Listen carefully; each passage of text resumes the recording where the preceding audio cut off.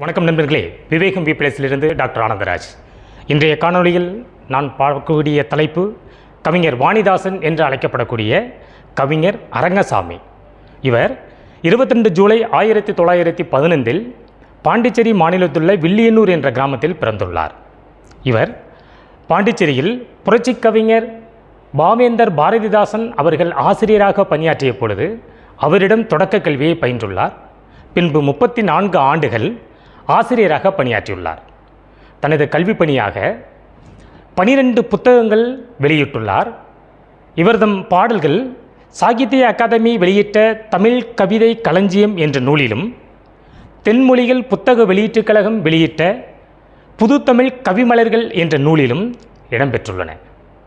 இவர் Russia, German, French, Kannada, Telugu போன்ற மொழிகளில் புலமை பெற்றிருந்தாலும் கூட இவர் பிரெஞ்சு மொழியில் எழுதிய தமிழ் பிரெஞ்சு கையகர முதலி என்ற நூலுக்கு பிரெஞ்சு அரசு செவாலியர் என்ற விருதினை வழங்கி சிறப்பித்துள்ளது.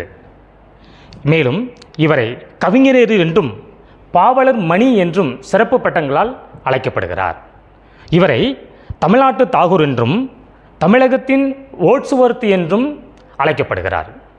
நன்றி நண்பர்களே. வரும் காணொளியில் வேறொரு தமிழ் அறிஞரை பற்றி காண்போம்.